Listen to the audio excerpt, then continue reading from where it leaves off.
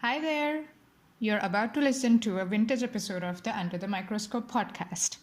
While the content is still as relevant and as interesting as when it was recorded, our webpage has changed. You can now find us at thesciencetalk.com/real-scientist-nano.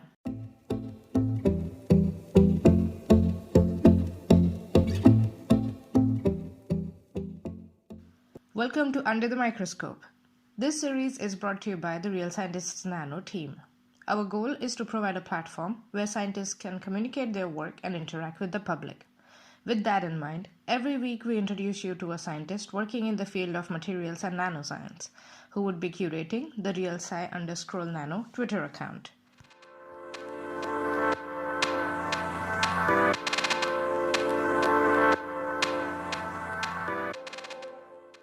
Hi everyone. Today we have with us Said Rodriguez, who is a scientific group leader leading the group Interactive Photons at a research institute in Amsterdam called AMOLF. Hi Said, how are you? Hi, I'm doing great. And you? I'm good. Looking forward to taking a deeper dive into your science and getting to know you as a scientist. So let's start by talking about your scientific journey so far. So please tell us about your scientific career so far. Right. So thank you for hosting me, first of all. So I started my journey in science, let's say, as a bachelor student in the US. I had the childhood dream to become an astronaut. So I went to study to an aeronautical/astronautical university in Florida, close to Cape Canaveral, called Embry-Riddle.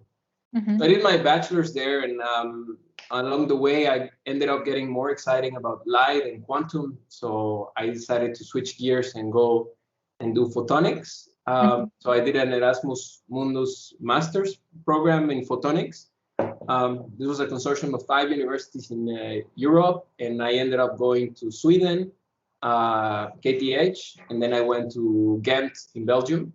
Mm-hmm. And after my master's, I got excited about a field that is known as plasmonics, that deals with antennas that are very, very tiny, so nano antennas for light. Yeah.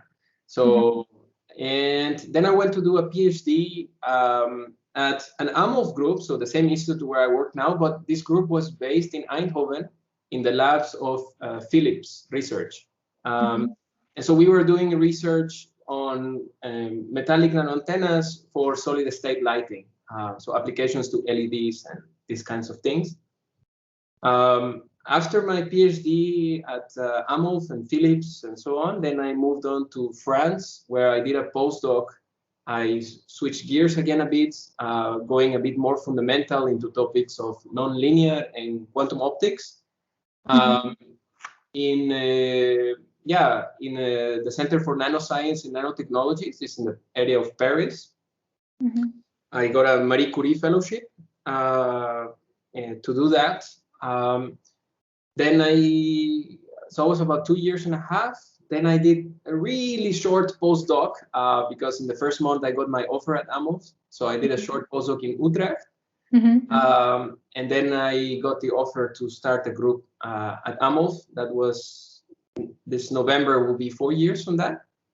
And so, yeah, practically the last 4 years, I've been starting my group and having lots of fun with exploring yet a new research direction with respect to what I did before. Okay. Wow. That's you're the definition of traveling scientist. That's what I see here. US, Sweden, France, Belgium, now Netherlands. Yeah. So if I may ask, where are you with this dream of being an astronaut? Is it still one of your dreams, or are you changing gears? Not anymore. Yeah. Not anymore. So, I mean, these days is the dreams for the billionaires, right? Now it's with the Bezos and these kind of guys, right? So, I think, that was really inspirational for me as a child. In Mexico, it seemed like, the stories of the astronauts were always amazing, right? Of how they it changed their perspective of life and the fragility of the earth. And I mean, I would still be excited to do that, but I don't think you need to go that far to appreciate the earth in which we live in anymore. And so, yeah, I think you just need to see what we are losing already to appreciate what we still have. And yeah, so I'm happy to just have fun here on Earth and try to look at the small scales of things. Right. That makes sense and beautifully said. Definitely beautifully said. That let's appreciate what we have around us. We don't need to leave the earth to start appreciating the earth. That absolutely right. So you mentioned that it will be soon 4 years since you started your independent research group, Interactive Photons. Yes. So where does your current work fit in this big picture of materials and nanoscience? Because it's quite a broad field. So where does it fit in? So we are mostly a physics group. So we are driven by fundamental physics questions. But we use nanomaterials and nanoscience. So we look at small scales, low energy physics, I would say. And yeah, so materials and nanotechnology is just an enabling technology for us. So we are not, but there is also, you know, a kind of inspiration from the ideas that we encountered during our explorations to also develop new sort of nanotechnologies and devices and these kind of things. So we are also interested in that. Yeah. Okay. All right. That sounds good. So it sounds to me also that you have been involved in a lot of interesting research projects, and you are also now doing a lot of interesting research projects. So if you have to pick one research project that you're most proud of, I know it's difficult because you're probably proud of most of your projects and experiments. But if you have to pick one that you're most closest to your heart, let me put it that way. Could you pick one and explain it to us in simple words in the section we call In Other Words? Yes. Yeah. So indeed, so there's a lot of things I feel proud of, but I'm going to take the opportunity to focus on a recent work that has been really quite a journey of excitement for us. And this work has to do with a phenomenon called stochastic resonance. So this is a phenomenon where a small amount of noise, or in some cases can be quite large, can actually improve the performance of certain systems, like in the context of information processing. So the idea is that the idea comes from actually from climate science. It was coined in the 1981 or so. So somebody was looking at the recurrence of ice ages in the planet that happens every 100,000 years or so. And someone proposed that if you combine so if you take the Earth as a nonlinear system, and if you combine periodic forcing from it has to do with the eccentricity of the orbit and noise in the solar radiation, then this could explain the recurrence of ice ages. So it was tiny variations in the incoming solar radiation. And then this sort of started a whole field of stochastic resonance, where people have now found evidence for a wide variety of systems, from plants and animals and mechanical systems and electrical systems and computing systems and you name it, where noise can be beneficial. Yeah, so for signal transmission, for all kinds of functionalities. And so we got quite interested in this and saw that there is a kind of paradox, or kind of a puzzle in this field, in the sense that it's a very stochastic resonance is a very pervasive phenomenon. So you found it all around us in nature, but it's also a very fragile phenomenon. And you can wonder, how can something so fragile, meaning if you change the parameters a little bit from the sweet spot, it breaks down. You can wonder how something so fragile is so pervasive and universal. And so in this work that I telling you about, we had the idea, okay, what happens when you assume that a system does not respond instantaneously, right? So I think the greatest myth in physics, which we owe to Newton, is that systems respond instantaneously, right? He postulated the existence of instantaneous forces, and this came to be known as Newton's laws. But fundamentally, they're wrong, because nothing in nature responds instantaneously. There's always a time delay. There's always a finite response time. And so Newton's laws are a good approximation for many systems, but in many cases, they're not. Right. And so we lifted that approximation and we did some experiments with, in a nutshell, 2 mirrors, a micrometer apart, and a drop of olive oil, macadamia oil, and this one in between. Okay. And then we shined the laser, and we did this whole stochastic resonance experiment. And we found that if you allow... Wait, you put oil? We put macadamia oil, yes. Okay. Go on. Sorry. Yeah. So this was another sort of interesting twist to our research. So we like to make photons interact. For a stochastic resonance requires something that is called a nonlinear response, and in optics that corresponds to photons effectively interacting with each other, and that requires a nonlinear material, which in our case is this macadamia oil. Okay. So crazy. That's crazy. Please go on. Yeah. So a few years ago, you know, when we said we're gonna put olive oil, we started with olive oil, and you know, people were really kind of laughing, and I mean, just. But then the interesting physics started to come out, and you know, it's one of those things that first you laugh and then you think. Actually, it makes sense and it works. that was for us the journey.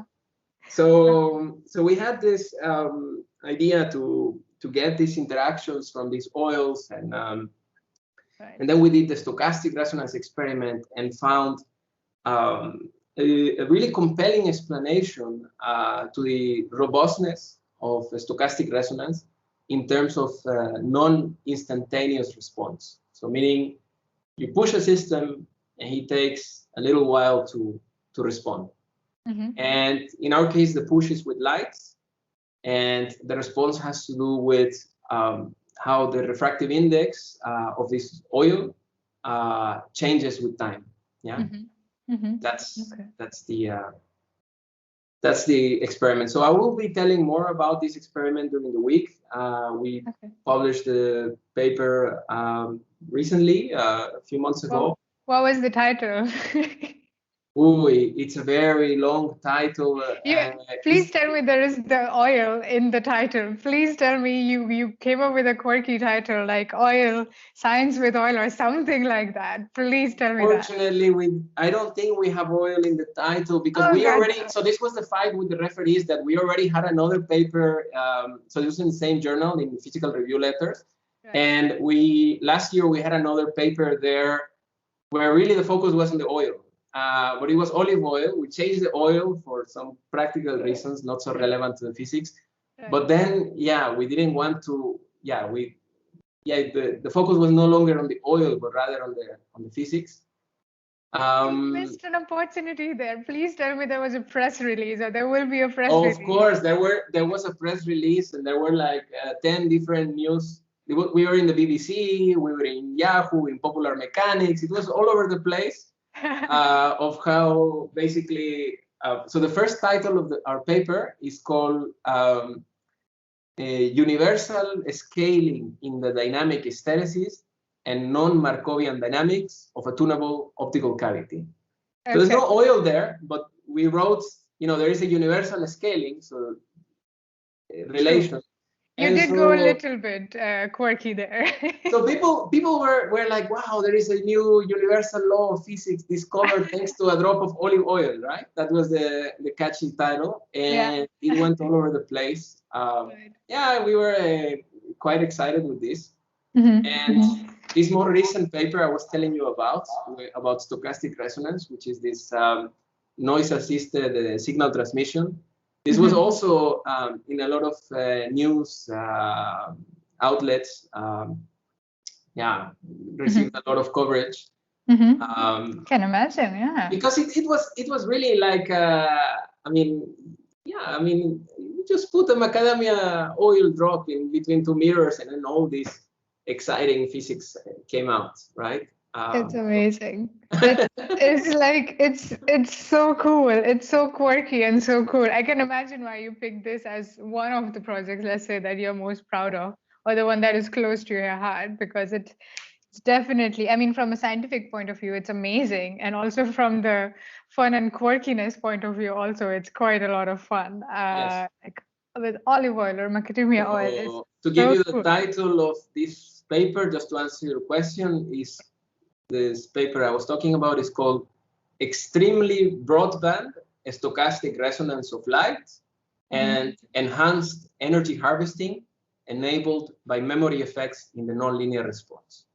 Okay. It's a long title, but it does reflect two things I want to talk about. So stochastic resonance and energy harvesting. Right. Right. Yeah, with oil. With oil. With oil, very important. Yeah.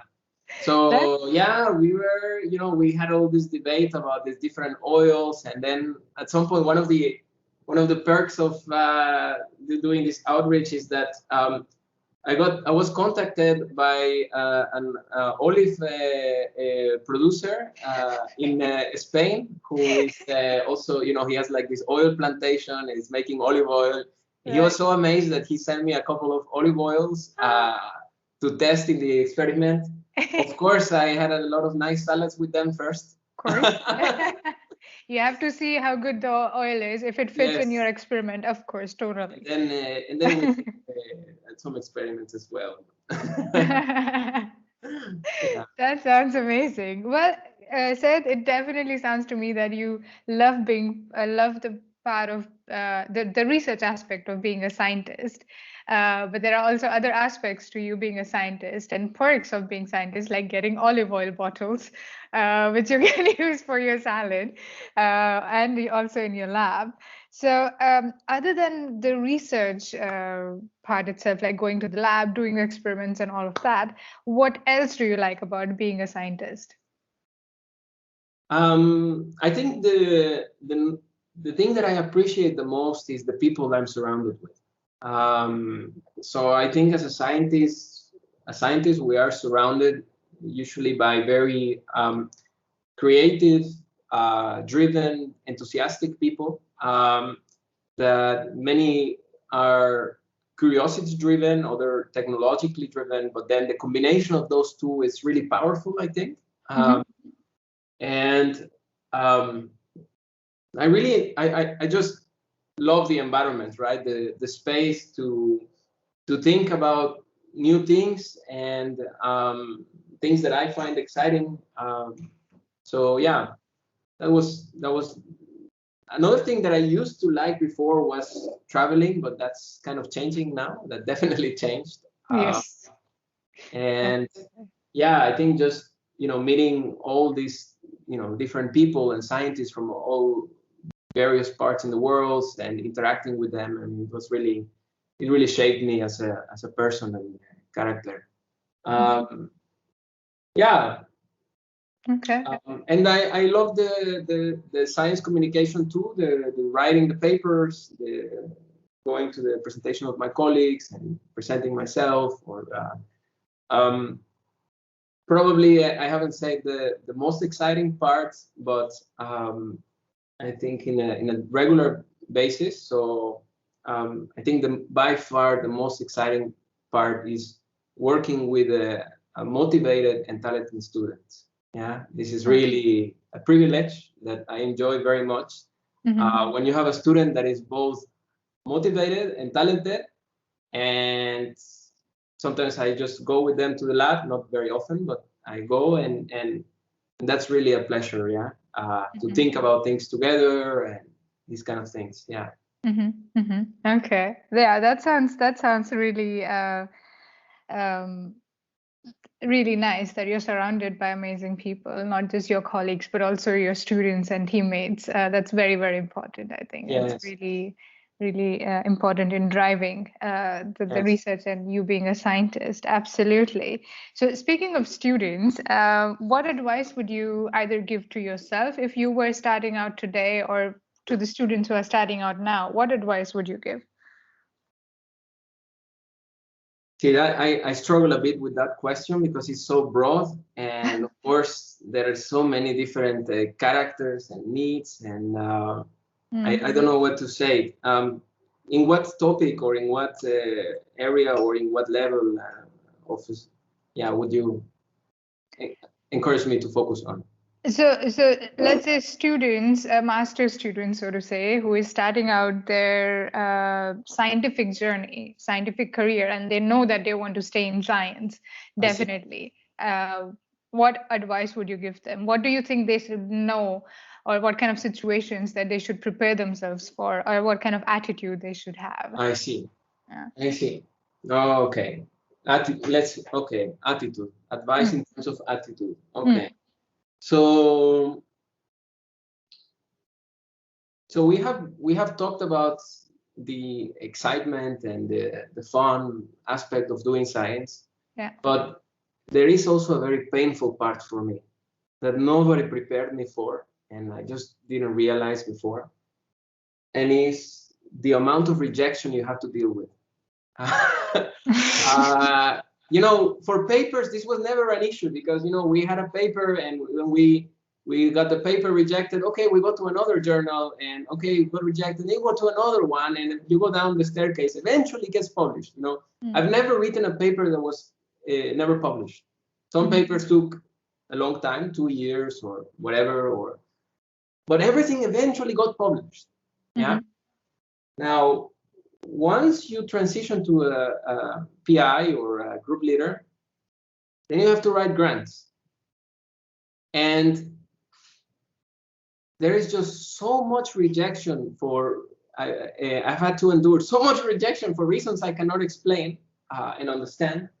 And these things never see the light of the world, right? Because there's not like a journal for failed grant proposals or anything like that.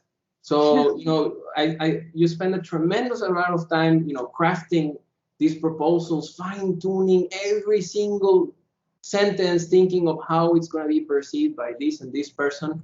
And in the end, someone in the flip of a moment decides, no, this is not going to be funded. And when, a lot of the sort of young sort of group leaders, assistant professors I talk to, I mean, this is really the most painful part, when you have to deal with rejections regularly for reasons that you cannot understand. So yeah, I would say the advice is learn how to deal with rejection, because if you want to stay in science, unless you are really extremely talented and lucky, because it's not just about being talented, you will have to deal with a lot of rejection. And yeah, it's just part of it. Okay, learn how to deal with rejections. And you already mentioned a very nice journal idea there, a journal of rejected research proposals. Yeah, this would be really helpful. What happens so this is the point, right? I mean, we as scientists, we spend so much time writing and fine-tuning all these proposals that most of them never see the light of the world. And what happens to those ideas? Nothing, right? So might as well publish them in some journal. Yeah, of course. Yeah. I think the reason why that's difficult is because people have the hope that next time they will get it, right? Right, So, right. right, and that's why I think it hasn't happened.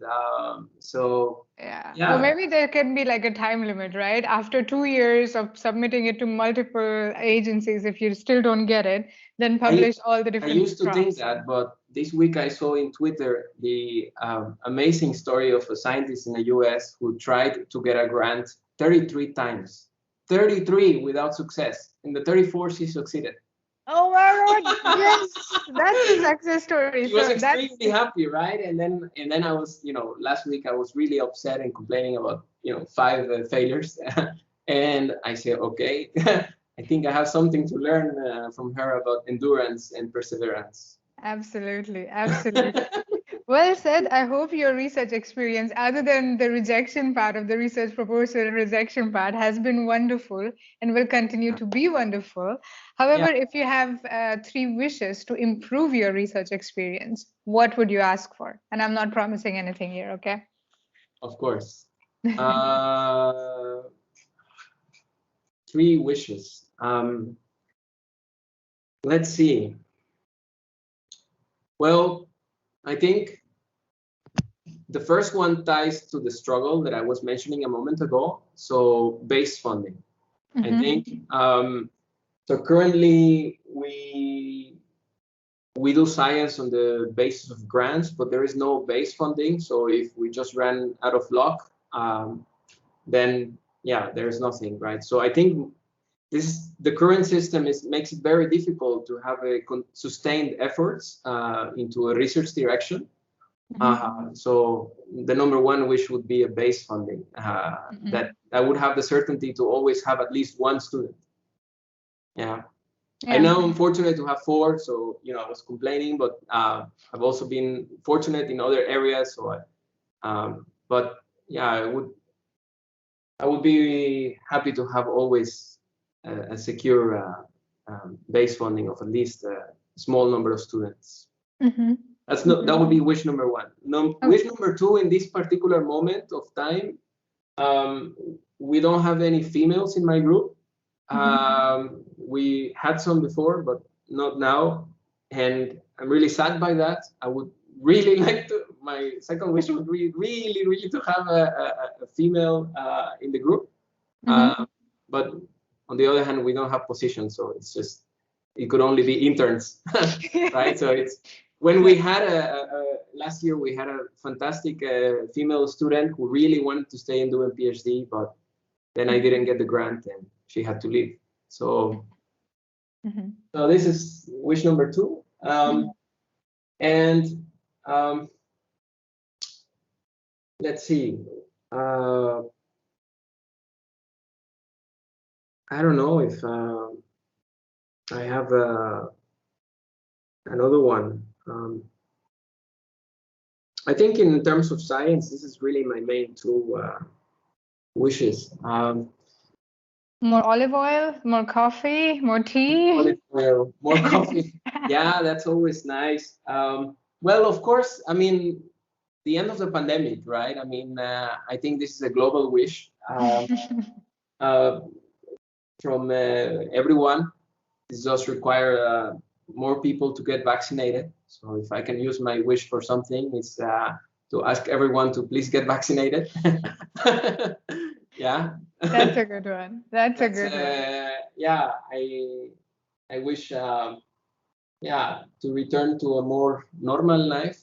It's never gonna be as before, but yeah, the end of the pandemic and that we can celebrate science in person again. Yeah. I think I'm gonna squeeze in a 4th one very quickly. Go ahead.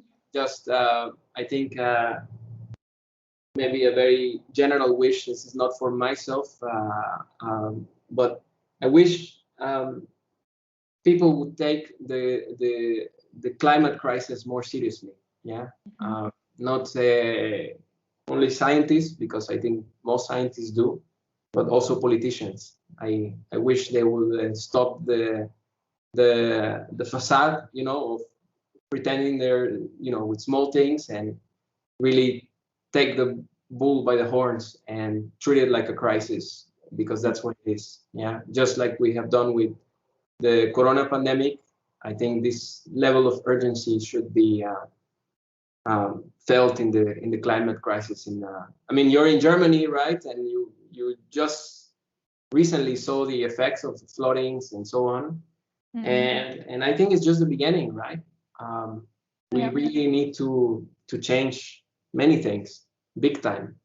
Absolutely. So that's my squeezed in wish, fourth wish. You get you get as many wishes as you want, of course. And I agree. I mean, the base funding if you had that base funding, you would be able to hire this female student, right? Which was your second wish. So it all ties in together. And well, the end of the pandemic wish doesn't really count because, well, it's a global wish. So it's not Said wish, it's a global wish. So let's put your climate politicians and authorities taking climate crisis more seriously and dropping this facade, as you said, and taking solid steps in dealing with it. Because now it's coming here. We are not that far away. The Western Europe, it's coming. It's here. It's here. It's here. There is no like, it's not our problem. It's not. We are all safe. It's not. It's here. It's right here. So. It's right here. Yeah, I hope all of your wishes come true. I mean, that is really, really important. Said, it has been lovely speaking with you, learning more about you as a scientist and your science as well. But before we let you go, one last thing I want to talk to you about, or want to hear your thoughts about. I mean, we did speak about a little bit about the pandemic. So the year 2020 was quite something. And so far, year 2021 also is quite something. So what are your learnings from this pandemic? My learnings from the pandemic. Well, I think this kind of ties with the advice also that I could give to young people. Not that I'm old, but I'm not that young anymore. Not that young anymore. Younger, let's just call them that. Yeah, younger, exactly. So adaptability is the greatest asset. That's my number one lesson. Yeah, so we have to learn how to adapt. Yeah, I think there was a so-called normal life before the pandemic, and then all the normals were crushed, right? All the expectations from employers, from colleagues, from each other's. I think the pandemic has really taught us that we need to rethink our expectations from others.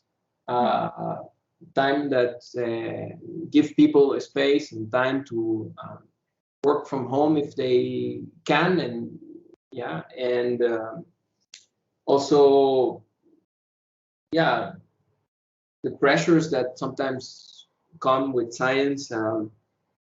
We need to moderate those. And it's really, we need to adapt. I think that's the biggest lesson, right?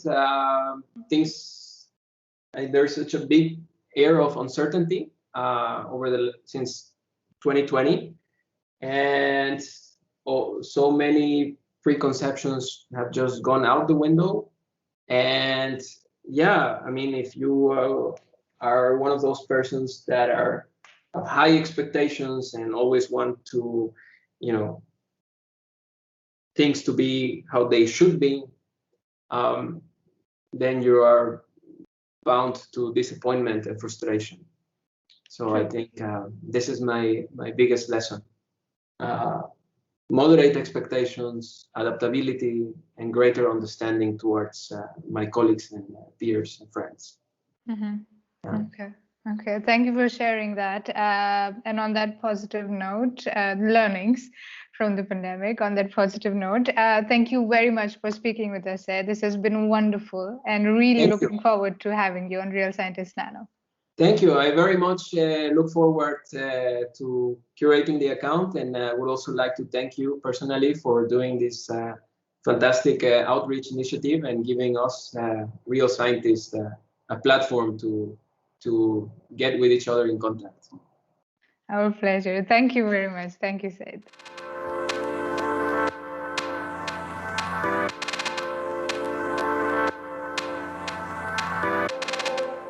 Thank you for listening. To know more about us, please visit our website, realscientistsnano.org, and follow us on Twitter at realsci_nano.